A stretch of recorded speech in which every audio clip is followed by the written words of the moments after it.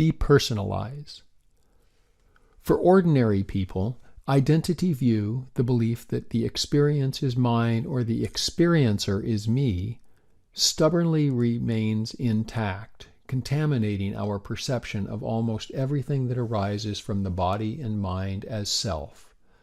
If delusion leads us to spontaneously grasp them as mine or myself, then the remedy is to depersonalize or disidentify and see phenomena as they really are, as impersonal. We can mentally label them as not belonging to me each time we recognize their presence. This is paying attention to the true nature of phenomena. For example, say you feel sorrowful over the separation from your beloved one. By identifying the sorrow as me and belonging to me, the sorrow will intensify due to clinging to the emotion as self. If you can depersonalize the sorrow and mentally note not myself dispassionately, the sorrow will not take root in the heart and cause you to lose control over your emotions. This process is similar to pulling on the string that connects all the beads in a necklace. Once the string is gone, there is no necklace. When we regard our emotion as self and as permanent, we freeze or pause the emotion. Our clinging interferes with the arising and passing nature of the emotion. As a result, the emotion seems lasting and real, owing to our holding on to it and false identification with it. It's not tenable to view sorrow as self, for sorrow soon passes away when conditions change. If sorrow were self, then it would follow that I, myself, would pass away along with the sorrow. All emotions are conditionally produced from moment to moment. They undergo birth, aging, and death, and therefore are impermanent and beyond one's control. To regard them otherwise is a wrong way of perceiving things, giving rise to defilements of craving and view.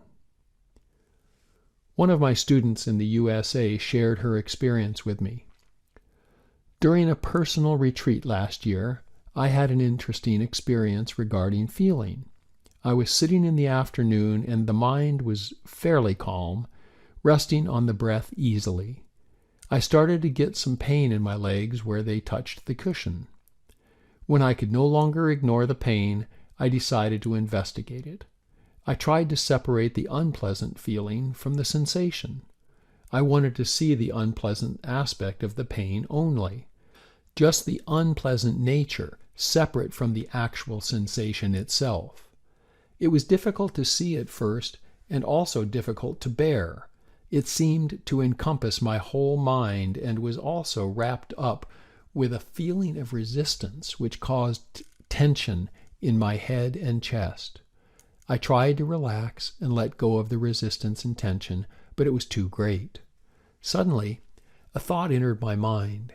It was a quote from Sayalay Susīlā's articles that I had read recently. It said, "What feels the feeling? Feeling feels the feeling." As soon as this thought arose, the unpleasant feeling separated completely from my mind and jumped out in front of me. It's hard to explain, but it's as if the unpleasant feeling was sitting in front of me, separate from me. The resistance and tension completely disappeared because I no longer identified unpleasant feeling as mine, although it was still there. I was completely amazed and felt very relaxed and free. Then I turned my attention back to my legs. I wanted to know what was happening there. To my surprise, there was no pain at all. There was only sensation coming and going in different parts of my legs. Once again, amazing. Through the rest of the day and retreat, I played with separating feelings from myself. Pleasant feelings while eating, unpleasant feelings while sitting. It was quite entertaining. I had never experienced anything like it, nor thought anything like it was possible.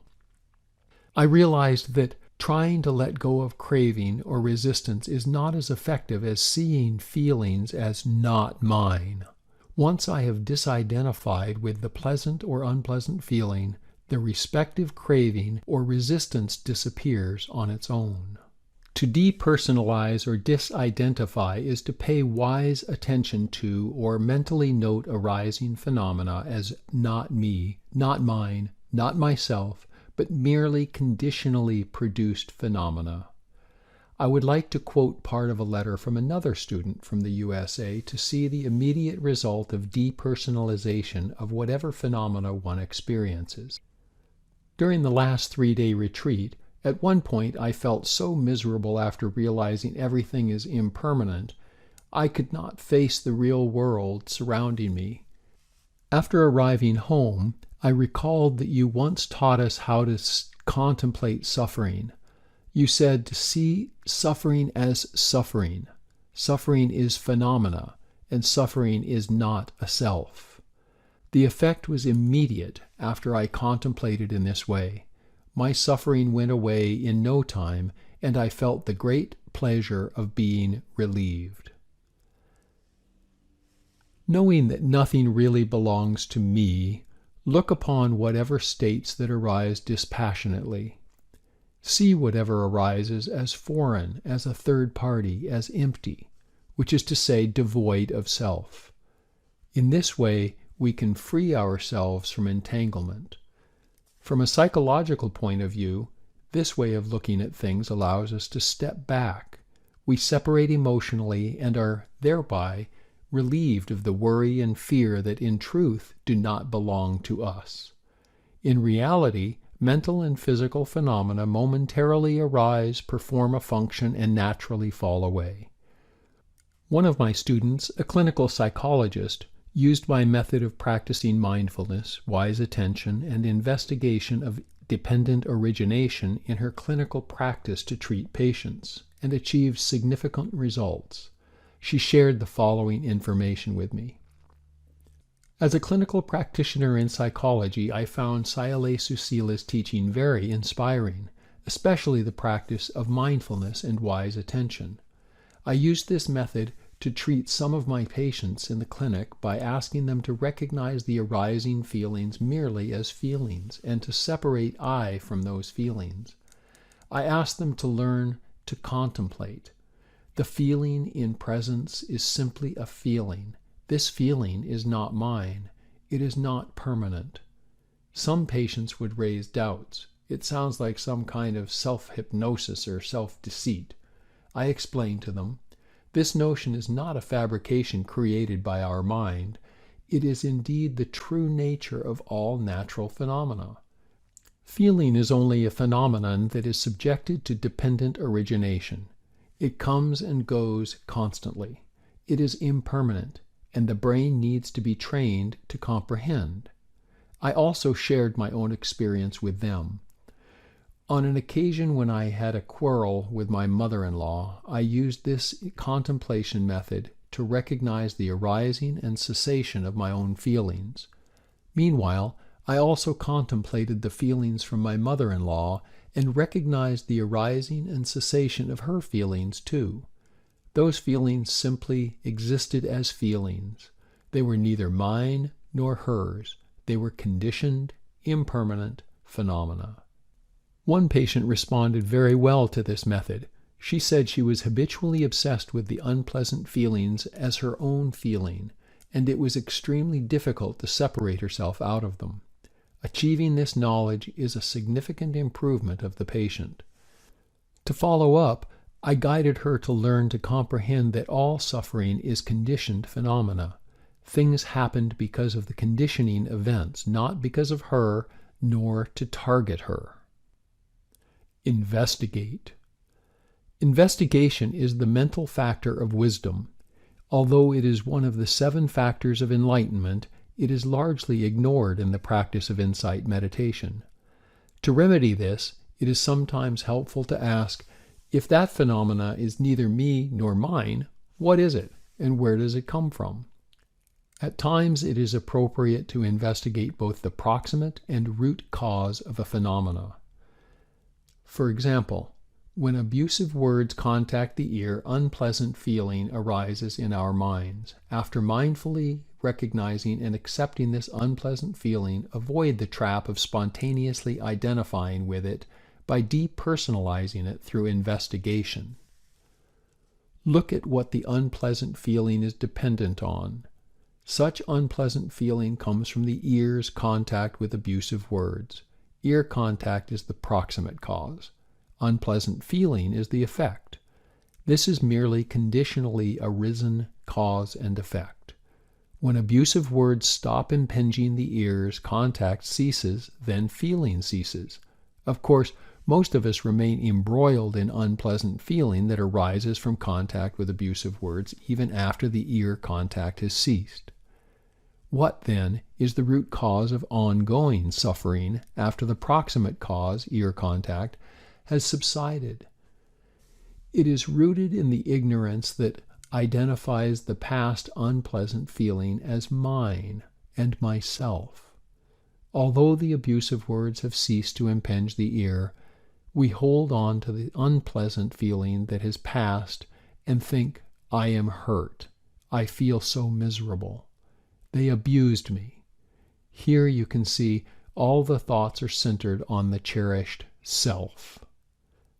Due to these ill-directed thoughts, memory repeatedly impinges on the mind base rather than the ear.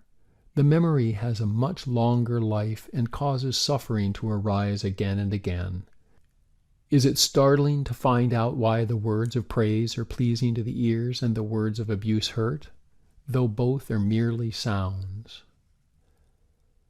By tracing the causes and conditions of suffering, we tackle them at their root and understand this feeling was just a conditionally arisen phenomena governed by causes and conditions.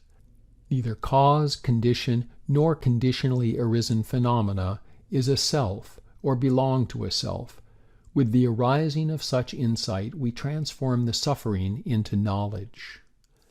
Without discerning cause and effect, one might fall prey to the illusion that there is a static, unchanging self, as happened to Venerable Channa.